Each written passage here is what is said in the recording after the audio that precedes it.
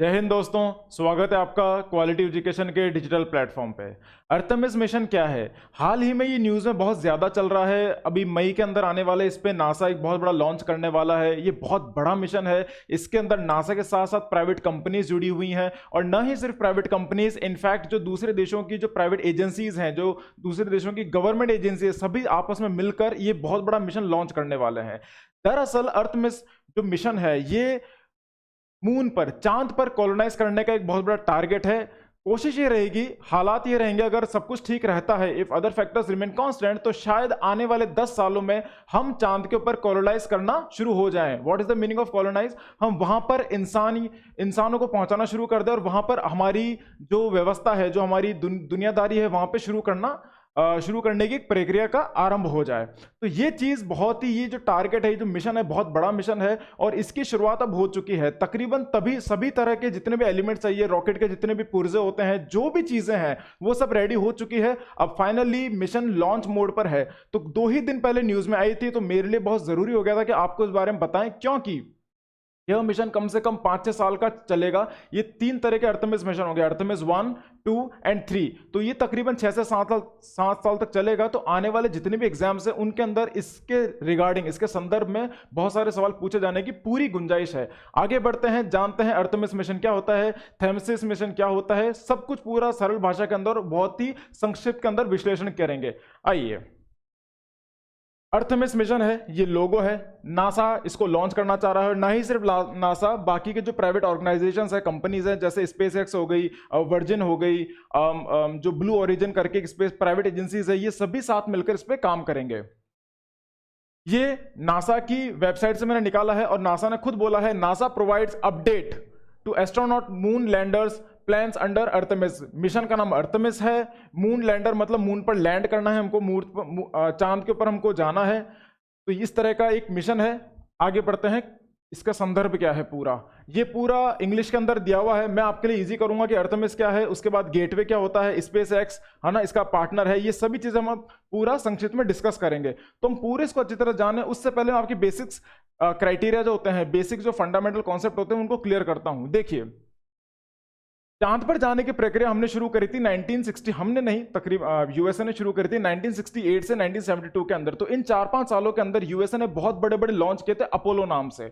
Apollo जैसे अर्थमिस mission है, वैसे अपोलो मिशन से के नाम से उन्होंने काफी ज्यादा चांद के ऊपर इंसान को कैसे भेजा जाए, उसके ऊपर काफी मिशन किए थे, काफी रॉकेट लॉन्च किए थे। तो उन्होंने तकरीबन 9 रॉकेट लॉन्च किए थे, जिनमें से 11, 12, अपोलो 11, अपोलो 12, अपोलो 14, 15, 16, 17।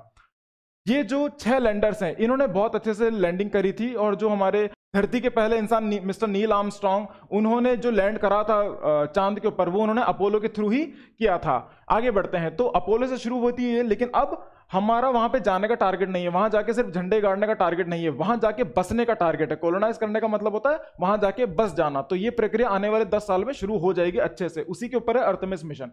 तो अर्थमिस तकरीबन मई के अंदर इसी साल पहला लॉन्च हो जाएगा। ये एक अनमैन्ड मिशन होगा। अनमैन्ड का मिशन है कि जो अर्थमिस 1, 2, 3 में से जो अर्थमिस 1 होगा, जो भी मई में होगा, वो अनमैन्ड होगा। उसके अंदर कोई भी इंसान बैठ के नहीं जाएगा, इंसान वहां पे बैठ के नहीं जाएगा, वो सिर्फ मशीनों के द्वारा प्रयोग किया जाएगा। देखिए, स्पेस एक बहुत ज्यादा अनसर्टेन गेम है, बहुत ही ज्यादा अनिश्चित गेम है, बहुत बड़ा एक छलावा भी हो सकता है। तो वहां पे जाना, वहां पे सीधा इंसानों को भेजना बहुत रिस्की काम हो सकता है। इसलिए बेटर है कि हम किसी रोबोट को या फिर कुछ मशीनों को सेंसर्स लगा के वहां भेजा जाए, ताकि पहले वहां का एक इन्वेस्टिगेशन हो जाए, है ना। मौका वारदात पे जाने से पहले पहले वहां की एक तफ्तीश हो जाए आपस में कि एक्चुअल में वहां पे एनवायरनमेंट कैसा है। तो उसको समझने के लिए वहां पे अनमैन्ड मिशन भेजा जाएगा, सिर्फ एक कैपेसिटी चेक करने की। किसकी कैपेसिटी? ओरियन क्या होता है मैं आपको बताता हूं, ओरियन की और एसएलएस की। एसएलएस बेसिकली होता है space launch system, space launch system. अब ये जो कुछ टर्म्स आएंगे इस पूरे लेक्चर के अंदर, कुछ टेक्निकल टर्म्स रहेंगे, कुछ डिफिकल्ट टर्म्स रहेंगे समझने के लिए, और इंग्लिश में रहेंगे, लेकिन मैं आपको उसको इजी करके समझाऊंगा। तो एसएलएस मींस स्पेस लॉन्च जो सिस्टम होता है, उसकी कैपेसिटी चेक करने, इनकी क्षमताओं को चेक करने के लिए, ओरियन की क्षमता को चेक करने के लिए। तो इसके 3 पार्ट होंगे एसएलएस के। ये एक रॉकेट है बेसिकली, स्पेस लॉन्च सिस्टम एक बहुत बड़ा रॉकेट है, रॉकेट का नाम स्पेस लॉन्च सिस्टम है। उसके 3 हिस्से होंगे, ओरियन क्रू मॉड्यूल होगा पहला, दूसरा सर्विस मॉड्यूल होगा, और तीसरा लॉन्च अबॉर्ड सिस्टम होगा। तो जो पहला मॉड्यूल है ओरियन, ये बेसिकली एक इस तरह का स्ट्रक्चर होगा। ये एक वो स्ट्रक्चर होगा जिसके अंदर जो क्रू मेंबर्स है, 4 जो क्रू मेंबर्स बैठ के जाएंगे, उनको इसमें बिठा के भेजा जाएगा। वो उनका छोटा सा घर होगा, कमरे जितना उसका साइज होगा, और उसमें बिठा के ले जाएगा। क्रू का मतलब होता है मेंबर्स, है ना, जो वहां के जो लोग हैं उनको इसमें बिठा के 4 क्रू मेंबर्स उसमें भेजे जाएंगे। दूसरा सर्विस मॉड्यूल, वहां पे जो सर्विस, अब इंसान अगर चांद पर जा रहा है तो उसकी जरूरतें बदल जाती हैं, वहां पे ऑक्सीजन नहीं है, तो जो भी उनके सर्विस प्रोवाइडर्स हैं, जितने भी जो हमारे रोजमर्रा की जो हरकतें होती है उनको सर्विस देने के लिए और स्पेस से कोऑर्डिनेट करने के लिए, स्पेस में इंसान कैसे जी सकता है, वो सर्विस मॉड्यूल इसके अंदर पूरा होगा। यह है लाइफ सपोर्ट सिस्टम कहा जाता है, कि वहां पे स्पेस में जाके इंसान जिंदा कैसे रहे, उसकी लाइफ को सपोर्ट करने के लिए जो सिस्टम क्रिएट किया जाएगा उसे कहते हैं सर्विस मॉड्यूल। तीसरा होगा लॉन्च अबॉर्ट सिस्टम। ये थोड़ा ज्यादा जरूरी है। लॉन्च अबॉर्ट सिस्टम का मतलब ये होता है, जब भी कोई रॉकेट धरती को छोड़ता है तो उसके 70% या फिर 60% संभावना ये होती है कि लॉन्च होते वक्त ही ब्लास्ट हो सकता है, या फिर वो दुर्घटना हो सकती है लॉन्च होते वक्त। अगर ऐसी कोई दुर्घटना होती है लॉन्च होते वक्त, तो उसी वक्त वो जो लॉन्च अबॉर्ट सिस्टम है वहां से इंसान को अबॉर्ट कर दिया जाएगा। अबॉर्ट का मतलब क्या होता है, जैसे आपने देखा होगा फाइटर प्लेन्स के अंदर जब भी युद्ध होते हैं, युद्ध जो फाइटर प्लेन में जो पायलट बैठे होते हैं वो खुद को अबॉर्ट कर लेते हैं, वहां से अबॉर्ट बटन दबाते हैं और उनकी सीट पूरी तरह से उछल जाती है हवा के अंदर, वो पैराशूट से लैंड होते हैं, उसे कहते हैं अबॉर्ट सिस्टम। तो वो जो लॉन्च अबॉर्ट सिस्टम है वो रॉकेट के बिल्कुल ऊपरी हिस्से में लगता है और क्रू मेंबर को कवर करके लगता है। तो जब भी ऐसी संभावना बनती है कि दुर्घटना हो सकती है, ब्लास्ट हो सकता है लॉन्च होते वक्त, तो उस समय अबॉर्ट सिस्टम उसका इस्तेमाल किया जाता है। तो 3 तरह के ये जो SLS, ये जो रॉकेट है, ये 3 तरह के हिस्सों में बांटा गया है, अगर मोटा मोटा देखें तो। जैसा मैंने आपको कहा था, इसमें डमीज भेजे जाएंगे, इंसान को भेजा नहीं जाएगा, इंसान के डमीज भेजे जाएंगे। और डमीज भी 2 तरह के होंगे। एक वो डमीज जिसको पूरा प्रोटेक्टिव गियर दिया जाएगा, प्रोटेक्टिव जैकेट दिया जाएगा, प्रोटेक्टिव वेस्ट दिया जाएगा कि स्पेस में जाके वो किस तरह से वो डमी सेफ रह सकता है वहां के एनवायरमेंट से। और एक डमी को भेजा जाएगा विदाउट प्रोटेक्टिव गियर, उसको किसी तरह का जैकेट, किसी तरह की सुरक्षा नहीं दी जाएगी, ये टेस्ट करने के लिए कि इंसान अगर इस प्रोटेक्टिव गियर में रहता है तो क्या स्थिति रहेगी, और इंसान अगर बिना किसी प्रोटेक्शन के वहां जाता है तो क्या स्थिति रहेगी। उसको चेक करने के लिए 2 तरह के डमीज होंगे, प्रोटेक्टिव कवर और विदाउट प्रोटेक्टिव कवर। ठीक है, तो ये डमीज होंगे। डमीज मतलब होता है मशीन हो गया या फिर कोई सेंसर इंस्ट्रूमेंट्स होते हैं उनको लगा के भेजेंगे। एक इस ये जो पूरा मिशन है इसका सबसे बड़ा हिस्सा एक है गेटवे। गेटवे का मतलब क्या होता है, दरवाजा। जैसे दरवाजे होते हैं हमारे, गेटवे, जिस गेट से आप बाहर निकलते हो, गेटवे का मतलब, अब यहाँ पे गेटवे बहुत बड़ा रोल प्ले करेगा इस पूरे मिशन के अंदर। ये क्या होता है, ये एक स्मॉल स्पेस स्टेशन है ना। आपने देखोगे इंटरनेशनल स्पेस स्टेशन तो होते ही हैं, जहां पे जब हमारे क्रू मेंबर्स ऊपर जाते हैं, भारत के सभी देशों के जब ऊपर स्पेस में जाते हैं तो वो कहाँ जाके रुकते हैं, कहाँ जाके रुकते हैं, वो स्पेस स्टेशन के अंदर जाके रुकते हैं। तो ये एक छोटा सा, ये एक बहुत ही छोटा सा स्पेस स्टेशन होगा जो सिर्फ अर्थमिस वाले मिशन के जो क्रू मेंबर्स होंगे सिर्फ उनको रोकने के रिगार्डिंग होगा, या जिनको मून पर जाना है। आगे और विश्लेषण करेंगे। At lunar orbit around moon. Lunar orbit क्या होता है, जो चांद होता है, चांद की भी एक ग्रेविटी है, जैसे अर्थ की ग्रेविटी है, पृथ्वी की ग्रेविटी, वैसे चांद की भी ग्रेविटी है। उस ग्रेविटी के अंदर घूमते रहने के लिए, वहां से बाहर ना निकले, उस ग्रेविटी पे ये घूमता रहेगा गेटवे। एक सैटेलाइट जैसा ही होगा। Facilitate human landing on moon, HLS, human landing system. Humans को चांद पे लैंड कराने का जो सिस्टम है उसे कहते हैं ह्यूमन लैंडिंग सिस्टम। तो ये उसको फैसिलिटेट करेगा, उसको ये सुविधा प्रोवाइड करेगा, उसको सहूलियत प्रदान करेगा।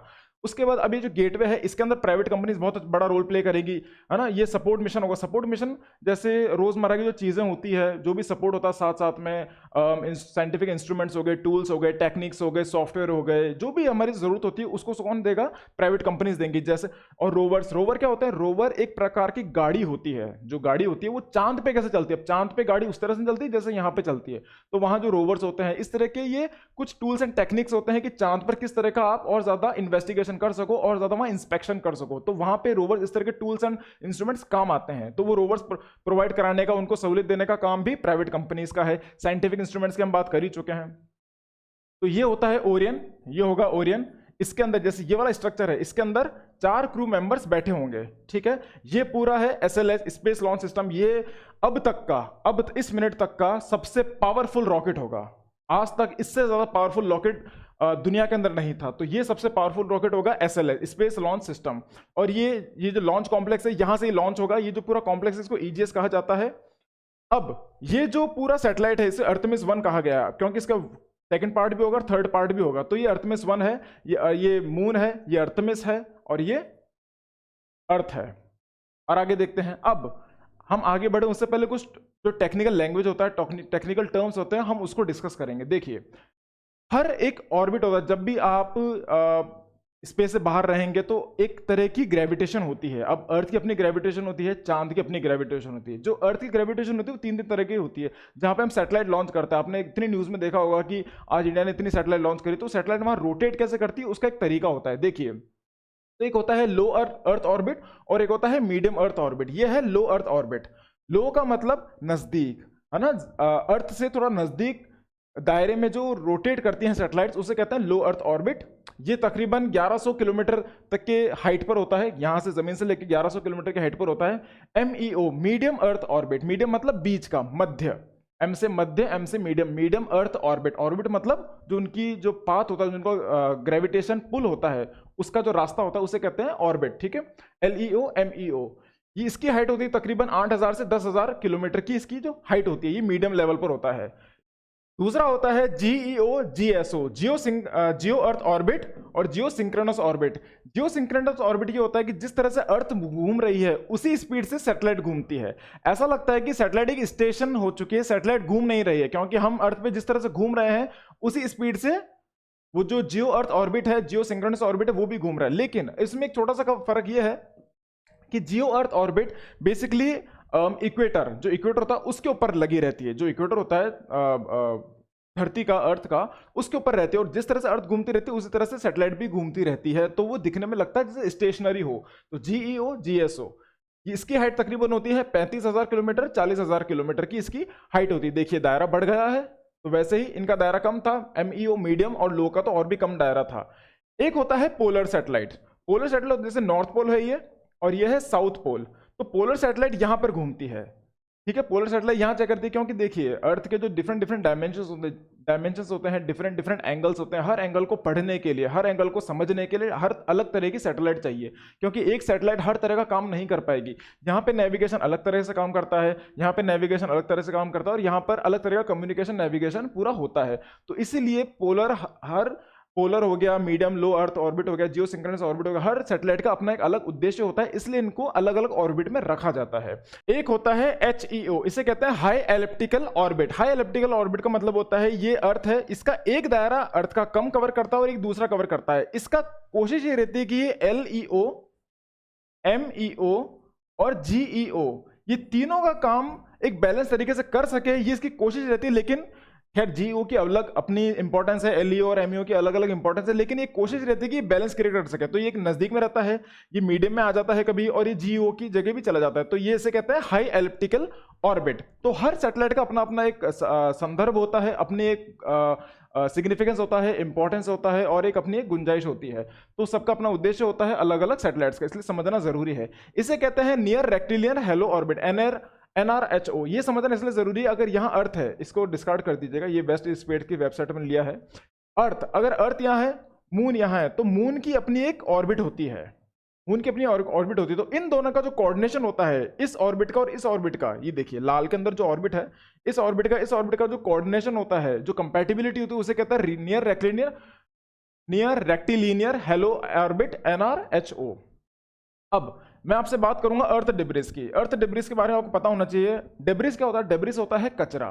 डिब्रिस मतलब वो सारा जंक एरिया, जैसे आपने देखा होगा स्पेस के अंदर कई मिसाइलें खराब हो जाती है, फट जाती है वहां पे, और कई डिस्ट्रॉय किया जाता है। तो वहां का जितना भी मलबा है, खास करके मलबा, है ना, जितना भी स्पेस का मलबा, इतना भी जंक है, जैसे रॉकेट ऊपर जाता है, अब रॉकेट जाके सैटेलाइट सिर्फ नहीं रहते और बाकी के रॉकेट के जो पार्ट्स हैं वो अर्थ में फैल जाते हैं। अब वो क्या करते हैं, अर्थ की जो ग्रेविटेशन है, अर्थ का जो गुरुत्वाकर्षण बल है, उसमें वो घूमते रहते हैं इस तरह से। ही देखिए, ये अपनी एक उनकी एक ट्रेजेक्टरी बन गई। जैसे ये सैटेलाइट टूटी फूटी है, ये पूरा मलबा है, जो जितना भी स्पेस लॉन्च होते हैं, ब्लास्ट होते हैं, जितना भी फेलियर्स होते हैं, वो सब यहाँ पे मलबा यहाँ पे घूमता रहता है अर्थ के। तो ये एक अर्थ डेब्रिस है। ये एक्चुअल में बहुत बड़ा इशू बन चुका है अब अर्थ के अंदर।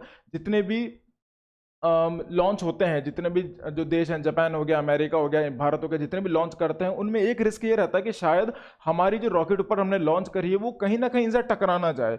अगर इनसे टकरा जाएंगी तो वो पूरी तरह से क्रैश हो जाएंगी, वो पूरा मिशन फेल हो सकता है। तो ये एक स्पेस जंग कहते हैं इसको, बेसिकली तो कहते हैं स्पेस जंग। तो इसके बारे में हमको पता होना जरूरी है। मैं क्यों पढ़ा रहा हूं ये सब मैं बताऊंगा आपको। एक ये होता है वेल एलन रेडिएशन बेल्ट। इसमें आपको ये सब में कंफ्यूज नहीं होना है, कुछ भी डरावना नहीं है, बस इतना जान लीजिए कि जो अर्थ है, अर्थ की एक मैग्नेटिक फील्ड होती है, इसे कहते हैं मैग्नेटिक फील्ड। चुंबकीय जो उनकी ताकत होती है, चुंबक की ताकत होती है, वो एक मैग्नेटिक फील्ड है ना, ये मैग्नेटिक फील्ड है ये। इसे कहते हैं वैन एलन रेडिएशन बेल्ट। तो बस इतना ही जानना है और कुछ नहीं जानना है। क्यों इंपॉर्टेंट है मैं आपको बताता हूं आगे। अब देखिए ये है ओरियन, ये होता है ओरियन। ओके सर, इसको ओरियन क्यों बोलते हैं? इसको ओरियन इसलिए बोलते हैं क्योंकि ग्रीक माइथोलॉजी, जैसे हमारे महाभारत रामायण के अंदर माइथोलॉजी में अलग अलग नाम है, राम, सीता, हनुमान, ये जो नाम है बहुत बड़े बड़े नाम है और इनको हम इनकी नामों की पूजा करते हैं। तो ऐसे ही होता है, सैटर्न हो गया, जुपिटर, प्लूटो, ये क्या भगवानों, ग्रीक माइथोलॉजी में भगवानों के नाम है। वैसे ही ओरियन नाम एक ग्रीक मैथोलॉजी के अंदर एक बहुत ही एक हंटर थे, एक शिकारी थे, एक बहुत ही हैंडसम से, बहुत ही खूबसूरत दिखने वाले एक शिकारी थे, उनके नाम से ओरियन यहाँ पे नाम रखा गया है इसका। इसके इस कैप्सूल के अंदर बैठते हैं 4 मेंबर, इस कैप्सूल के अंदर बैठेंगे 4 मेंबर। उसके बाद ये दूसरा पार्ट ये होता है, ये होता है फैसिलिटेट सर्वर, जिसमें आपको कहा था कि 3 हिस्से होते हैं, है ना। एसएलएस के 3 हिस्से हैं, ओरियन हो गया, ये हो गया सपोर्ट सिस्टम हो गया, है ना, सर्विस मॉडल हो गया, यहाँ पे पूरा सपोर्ट सिस्टम यहाँ पे होगा।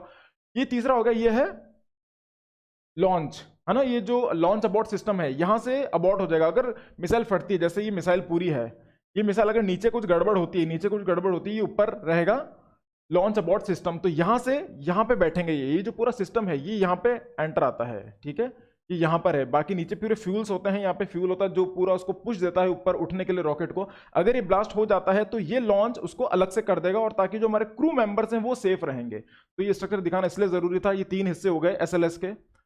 अब एक बार अगर लॉन्च रॉकेट उड़ गया, अगर रॉकेट एक बार गुरुत्वाकर्षण बल से बाहर आ गया, उसके बाद वो कुछ समय के लिए बाहर ही रोटेट करता है।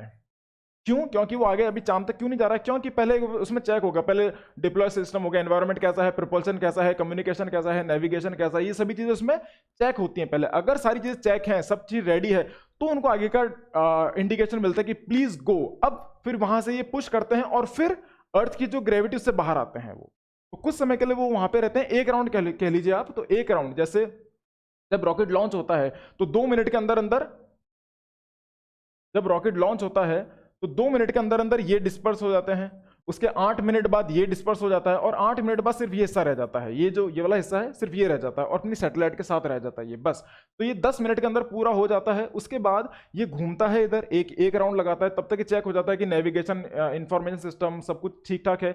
अगर एक बार ठीक है तो एक गो का साइन मिलता है। उसके बाद वो आगे प्रोसीड करते हैं चांद की तरफ, ठीक है। ये human rated system, human rated system का मतलब होता है कि इंसानों को वहां रहने की सब ठीक है, कुछ दिक्कत तो नहीं, गड़बड़ तो नहीं है, सब चेक हो गया, सब अप्रूव हो गया, उसके बाद उनको आगे जाने के निर्देश मिलते हैं, साइंस एक्सपेरिमेंट्स होते हैं।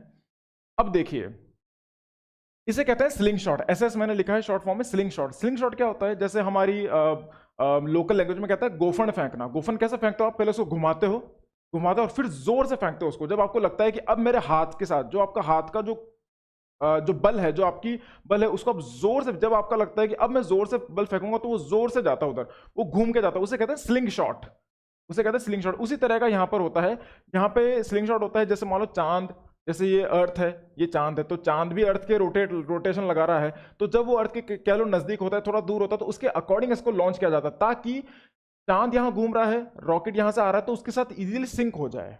आप समझ रहे हैं इस चीज को? अगर ये अर्थ है, ये चांद है, ये चांद इस ऑर्बिट पे घूम रहा है गोल गोल, हमने यहाँ से रॉकेट लॉन्च किया है और ये चांद यहाँ पहुंच रहा है, हमारी सैटेलाइट यहाँ पहुंच रही है, चांद यहाँ पहुंचा, उसके बाद ये सिंक हो जाए, फिर इसके साथ साथ घूमने लगे।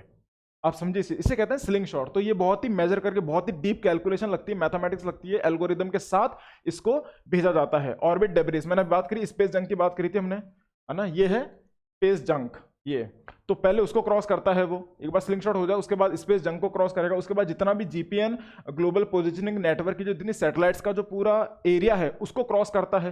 पहले डेब्रिस क्रॉस करेगा, फिर उसको क्रॉस करेगा, उसके बाद जियो सिंक्रोनस ऑर्बिट में जाएगा। हमने LEO MEO की बात करती, जियो सिंक्रोनस ऑर्बिट आता, उसके अंदर जाएगा। उसके बाद वैन एलन मैग्नेटिक फील्ड जो बेल्ट है, जो चुंबकीय क्या पदार्थ का जो बल होता है धरती का, उसको भी क्रॉस करना पड़ता है। तो उसको क्रॉस करने के लिए स्लिंग शॉट इसलिए जरूरी होता है। तो वो सिंक करना जरूरी है कि चांद की जो ग्रेविटी है उसके नजदीक जाए, ताकि अब वो चांद उसको पकड़ ले। अब अर्थ के हाथ से वो छूट गया है, अब वो चांद की पकड़ में आ गया है। तो पहले वो मैग्नेटिक फील्ड को छोड़ता है, उसे वैन एलन मैग्नेटिक फील्ड कहते हैं। अब यहाँ पे आके डीप स्पेस एनवायरनमेंट, मैं आपको पूरा समझाऊंगा आगे। यहाँ पे आके डीप स्पेस एनवायरनमेंट के अंदर जाता है। उसके बाद outbound coast phase. Deep space environment क्या होता है मैं आपको वो भी बताऊंगा। आउटबाउंड कोस्ट फेज, आउटबाउंड का मतलब अब वो अपनी रेंज से बाहर चला गया, अपने हमारी रेंज से बाहर आउट हो चुका है वो। उसके बाद आता है डिस्टेंट रेट्रोग्रेड मून ऑर्बिट। अब वो जो मून की ऑर्बिट है, मून की जो गुरुत्वाकर्षण जो उसकी ऑर्बिट है, जो उसका सर्कल है, उसके अंदर उसकी रेंज में अब आ चुका है सैटेलाइट। यहां से आता है ऑब्जर्व क्रेटर्स एंड सरफेस। तो वहां जाके हमारी सैटेलाइट क्या करती है, एक बार अगर चांद के दायरे में आ जाए हमारी सैटेलाइट, अगर ये मून है चांद के दायरे में आ जाए, तो यहाँ से नजदीक से उसके नजदीक जा जाके क्या हम वहाँ के सरफेस को देखते हैं, वहाँ के पहाड़ों को देखते हैं, वहाँ का जो पूरा ग्रेविटेशन है हम उसको देखते हैं। हम ये देखते हैं, कोशिश करते हैं कि एक प्लेन एरिया मिल जाए जहाँ पे हम सेफली लैंड हो जाएं। तो वो चेक होता है पहले कि हम पहले देखते हैं कि कहाँ पे लैंड करना है, एक सेफ जगह है, लोकेशन है, उस जगह हम लैंड करते हैं उसको। तो ये ऑब्जर्व करते हैं। एक बार आपने चांद को ऑब्जर्व कर लिया, उसके सरफेस को ऑब्जर्व कर लिया, उसके बाद आप जाते हो फार साइड मून और नियर साइड मून। चांद के भी दो फेज होते हैं, जैसे जो हिस्सा हमको अर्थ से दिखता है उसे कहते हैं नियर साइड मून, और जो हिस्सा हम मून का नहीं देख पाते हैं, जो हिस्सा मून का नहीं देख पाते हैं, जो अंधेरे में होता है, उसे कहते हैं फार साइड। वो दूर है, फार मतलब दूर, नियर मतलब नजदीक। एक बार जब अर्थ पूरी घूम के आती है, मैं समझाऊंगा अर्थराइज क्या होता है। जैसे हमारे यहाँ पे सनराइज होता है, हमारे देश में सनराइज होता है, हमको सूरज उगता हुआ दिखता है। तो आप सोचिए, एक बार इमेजिन कीजिए, अगर आप चांद के ऊपर हो, चांद रोटेट कर रहा है और अर्थ यहाँ से आ रही है, तो आपको अर्थ उगती हुई दिखेगी। थोड़ा समझ में आ रहा है आपको? जिस तरह से हम सुबह उठते हैं और धीरे धीरे हमको सूरज उगता हुआ दिखता है, क्यों? क्योंकि हमारी अर्थ रोटेट कर रही है। अगर हम यहाँ खड़े हैं तो अर्थ रोटेट कर रही है, सूरज तो वहीं है, तो हमको सूरज उगता हुआ दिखता है। तो सेम चीज होती है चांद और अर्थ के बीच में। जब आप मून के ऊपर होते हो, जब आप चांद के ऊपर हो, तो जब चांद रोटेट कर रहा है तो आपको धरती भी उगती हुई दिखेगी, तो उसे कहते हैं अर्थ राइज। तो ये दुनिया का या इंसानियत का पहला ऑब्जर्वेशन होगा जहां पे आप अर्थ राइज को भी देख रहे हो। तो ये बहुत ही रोमांचक, बहुत ही ज्यादा एकदम बहुत ही एडवेंचरस इवेंट होने वाला है। अब ये जो मैंने आपको दिखाया था, इसे कहते हैं अर्थ ऑर्बिट डेब्रिज। जियोसिंक्रोनस यहाँ से बाहर आ गया, उसके बाद स्लिंग शॉट यहाँ से होता है, एक बार पूरा घूम लिया, उसके बाद स्लिंग शॉट होके यहाँ से निकल के वो यहाँ, इसे कहते हैं डीप स्पेस, है ना। ये जो मैंने यहाँ पे कहा था डीप स्पेस एनवायरनमेंट, वो ये है, डीप स्पेस एनवायरनमेंट ये है। उसके बाद जब आउटबाउंड कोर्स में जाता है डिस्टेंट रेट्रोग्रेड मून ऑर्बिट, अब ये मून के ऑर्बिट में आ जाता है ना। देखिए ये यहाँ से निकलेगा, सैटेलाइट यहाँ से निकलता है, डीप स्पेस एनवायरनमेंट में आ गया, अब मून के ऑर्बिट में आ गया, यहाँ घूमकर पीछे जाता है। ये था फार साइड, जहाँ से बिल्कुल यहाँ पे कनेक्शन कट हो चुका है। अब जो सैटेलाइट जब हमारी यहाँ पहुंचेगी सैटेलाइट, तो उस सैटेलाइट के नासा में बैठे बैठे, जिस सेंटर में बैठे जो लोग उसको कोऑर्डिनेट कर रहे हैं, वो कोऑर्डिनेशन खत्म हो चुका है, वो रेंज खत्म हो चुकी है। तो ये एरिया वो वाला है, ये सबसे डेंजरस एरिया है। जब सैटेलाइट घूमकर वापिस से यहाँ पर आएगी, अब देखिए जब सैटेलाइट यहाँ पर घूमकर आएगी, जब अर्थ के मून के नजदीक पहुंचेगी, तो यहाँ से दिखेगा अर्थ राइज। जब, क्योंकि अब आप तकरीबन मून के बहुत नजदीक हो, मून पर आ रहे हो, तब आपको अर्थ उगती भी दिखेगी, उसे कहते हैं अर्थ राइज। फिर यहाँ से ऑब्जर्व किया, उसको ऑब्जर्व करके वापस से ऐसे घूमकर अर्थ यहाँ पर आएगी। ये जो सैटेलाइट है यहाँ वापस अर्थ पर आएगी। ये इसे कहते हैं पूरा ये जो सिस्टम है, ये एक प्लान है, ये अर्थमिस 1 का प्लान इस तरह से होगा। उसके बाद अर्थमिस 2 जब होगा, वो 2024 में कंडक्ट करने की कोशिश है। तो अर्थमिस जब 2 होगा, उसके अंदर इंसान को भेजा जाएगा। अर्थमिस 1 के अंदर मैंने कहा था डमीज को भेजेंगे, दूसरे में भेजेंगे इंसान को। इसे कहते हैं मैनुअल कंट्रोल, जब इंसान खुद कंट्रोल करेगा पूरी सैटेलाइट को। प्री रिटर्न ट्रेजेक्ट्री, जब आप मून की ग्रेविटेशन से बाहर आते हो, जब आप धीरे धीरे कोशिश करते हो वापस अर्थ की ग्रेविटेशन में आते हो, तो वो फ्री रिटर्न हो जाता है, क्योंकि वहां पे पुश लगाने की जरूरत नहीं है, ऑटोमेटिक ग्रेविटेशन आपको खींच लेगी। तो ये एक मैकेनिज्म होता है, क्योंकि देखिए इस तरह से दिखता है, ये अर्थ है, ये मून है, तो ये इस तरह से ये घूमकर वापस आएगी सैटेलाइट। ये तकरीबन 21 दिन का मिशन होगा, क्योंकि पहले वाला जो मिशन था वो 7 दिन का होगा। जो अर्थमिस 1 है वो 7 दिन का मिशन होगा। सैटेलाइट 7 दिन में घूम के वापस आ जाएगी, जो पूरा ऑब्जर्व करके आना है, फोटो खींच के आ जाएगी, सरफेस एरिया को देख कर आ जाएगी, इंस्पेक्शन करके आ जाएगी। उसके बाद जाएगा अर्थमिस 2, ये होगा 21 दिन का मिशन। अभी दिखने में बहुत कम मिशन, लेकिन इनकी तैयारी में तकरीबन 3-4 साल लग जाते हैं। उसके बाद एक अर्थमिस 3 आएगा। इसमें आप देखेंगे अर्थमिस 2 के अंदर अभी भी इंसान ने लैंड नहीं किया है, इंसान ने लैंड नहीं किया है अभी तक, वो भी स्पेस के अंदर बस जाके ऑब्जर्व कर आया है। तीसरा जब मिशन होगा, वो तकरीबन कोशिश की गई है 26 तक लॉन्च करने की, लेकिन डिपेंड करता है कि प्राइवेट जो कंपनीज है, जो स्पेस एक्स हो गई, वर्जिन, ब्लू ओरिजिन, इस तरह की प्राइवेट कंपनीज कितना कोऑपरेट करती हैं, उस पर डिपेंड करता है। जो अर्थमिस 3 आएगा, उसके अंदर क्रूड मेंबर होगा, उसमें 4 उनको भेजा जाएगा, है ना, 4 क्रूड मेंबर को भेजा जाएगा, जिसमें से एक ब्लैक मैन होगा। बिकॉज देखिए अमेरिका के अंदर हमेशा व्हाइट ब्लैक का रेसिज्म का बहुत इशू चलता है, तो यहाँ पे कोशिश की गई कि इस बार हम ब्लैक मैन को भेजेंगे, ताकि जो वहाँ पे कॉलोनाइज करने के लिए जो पहला इंसान था वो ब्लैक मेल था। एक औरत होनी जरूरी है, यहाँ पे हम वुमेन एम्पावरमेंट की बात करते हैं, तो उस तरह के इश्यूज यहाँ पे आते हैं। और 2 दूसरे क्रू मेंबर्स होंगे, टोटल 4 हो गए, एक ब्लैक मेल होगा और एक वुमेन होगी और एक दो एक्स्ट्रा क्रू मेंबर होंगे, जिसमें से दो एक्स्ट्रा हैं वो सिर्फ ओरियन के अंदर ही रहेंगे, वो ओरियन के अंदर ही रहेंगे। लेकिन जो ब्लैक मैन है और जो विमेन है वो स्पेस के अंदर मून पर लैंड करेंगे। ऐसा प्लान किया गया है अर्थमिस 3 के अंदर। लैंड ये दोनों नहीं करेंगे, लेकिन जो दूसरे दो हैं, जो विमेन है और जो ब्लैक मैन है, बस वही उसमें लैंड करेंगे चंद्रमा के ऊपर। Space x, blue origin, virgin मैंने बात कर ली है इसकी आपसे। सपोर्ट मिशन है ना, मैंने आपसे बात करी है। NRHO मैंने आपको पूरा समझाया था पीछे जाके। HLS, ठीक है। देन ओरियन, ओरियन क्या होता है? डॉक। डॉक करने का मतलब होता है जब आप उस जगह जाके उनसे जुड़ जाते हो, है ना। फॉर एग्जाम्पल जैसे सैटेलाइट यहाँ घूम रही है, यहाँ से ओरियन गया है और यहाँ जाके इससे जुड़ गया, अभी ये साथ चढ़ के ही घूम रहा है, ये पूरा डॉक हो चुका है। HLS साउथ पोल के अंदर। अब ये जो लैंडिंग होगी ये चंद्रमा के साउथ पोल पर करेंगे। साउथ पोल पर क्यों करेंगे? क्योंकि चंद्रमा, जैसे भारत का नॉर्थ, माफ कीजिएगा, अर्थ का जो नॉर्थ पोल साउथ पोल होता है, वैसे ही चंद्रमा का भी नॉर्थ पोल साउथ पोल होता है। चाइना ने जब वहां पे अपना मिशन लॉन्च किया था, वहां पे उन्होंने देखा था कि साउथ पोल पर, चंद्रमा के साउथ पोल पर पानी पाया गया है, और पानी जमा हुआ, कैसे ना, बर्फ के रूप में पानी पाया गया है। इसलिए साउथ पोल पर लैंड करना जरूरी है, क्योंकि वहां पर है आइस वाटर, पानी, बर्फ वहां पर है। और उसमें से हमको क्या करना है? अगर पानी H2O से बनता है, हमको हाइड्रोजन अलग करनी है और ऑक्सीजन अलग करनी है। तो इसलिए इंस्पेक्शन ये रहेगा कि ऑक्सीजन को अलग करके वहां पे इंसान के लिए, सांस लेने के लिए ऑक्सीजन प्रोड्यूस करेंगे, और हाइड्रोजन से हम करेंगे फ्यूल जनरेट करेंगे। Fuel is energy, right. ये रहेगा। ये अर्थमेस 2 का पूरा मिशन इस तरह समझाया गया है यहाँ पे। ये देखिए, नासा के सैटेलाइट से ही लिया है मैंने ये सब। इस तरह जाएगा वो पूरा घूमकर वापस आएगा। इसे कहते हैं प्री रिटर्न ट्रेजेक्ट्री। उसके बाद ये है यूरोपियन सर्विस मॉड्यूल। ये ओरियन ये रहा, जिसके अंदर, इस कैप्सूल के अंदर 4 जने बैठे हैं।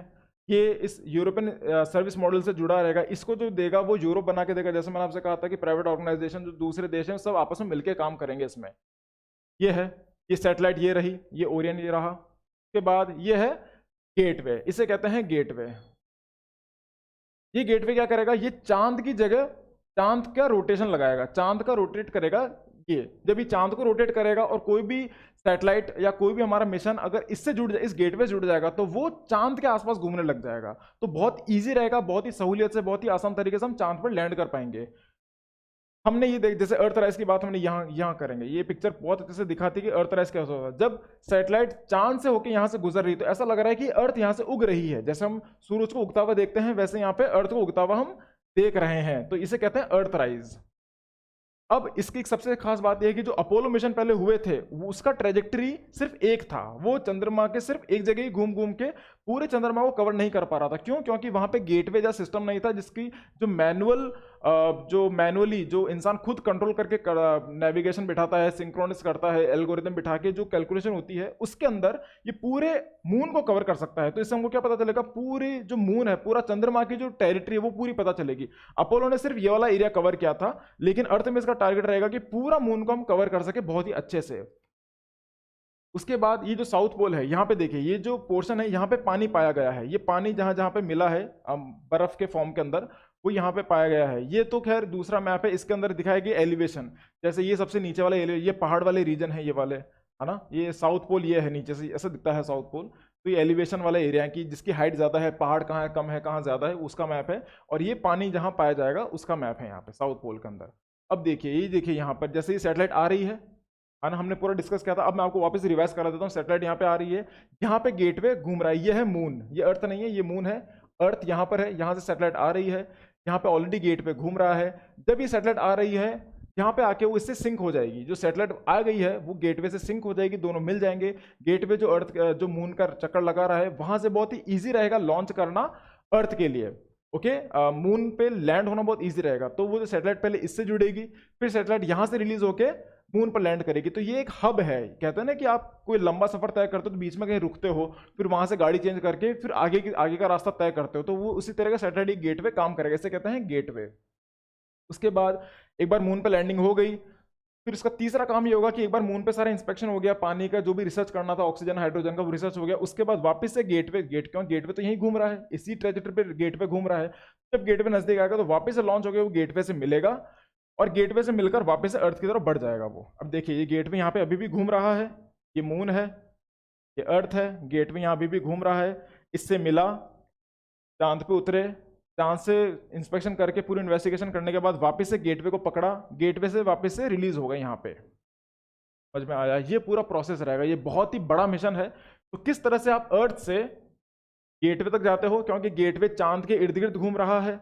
अब चांद के इर्द गिर्द घूम रहा है तो पहले आप गेटवे पे लैंड करोगे, गेटवे से लैंड करके आप चांद पर उतरोगे, चांद पे इंस्पेक्शन किया, फिर वापस से गेटवे पे जाओगे और फिर वापस से अर्थ पे जाओगे गेटवे के थ्रू। ये पूरा मिशन इस तरह से बनेगा। ये देखिए अलग अलग डायग्राम से। फिर उसके बाद एक बार मिशन पूरा हो जाता है, एक बार वो अर्थ तक पहुंच जाता है, तो अर्थ तक पहुंचने के लिए ये रहेगा, ये जो कैप्सूल है जिसके अंदर 4 मेंबर बैठे हैं, वो इस तरह से लैंड होता है, पैराशूट खुल जाते हैं और वो पैसिफिक ओशन के अंदर कहीं पर लैंड हो जाएगा। वो इस तरह से लैंड होता है वो, क्योंकि इसकी स्पीड रहती है कम से कम 30,000 किलोमीटर प्रति घंटा। ये माफ कीजिएगा, ये 30 मिलियन है, 30 मिलियन किलोमीटर प्रति घंटा की स्पीड से चलता है। और जब वो लैंड करेगा तो उसकी स्पीड रहेगी 30 मिलियन किलोमीटर की हो जाएगी, क्योंकि पैराशूट यहाँ पे खुल गया, तो पैराशूट इसकी स्पीड को काफी हद तक कम कर देता है और लैंड इस तरह से होता है।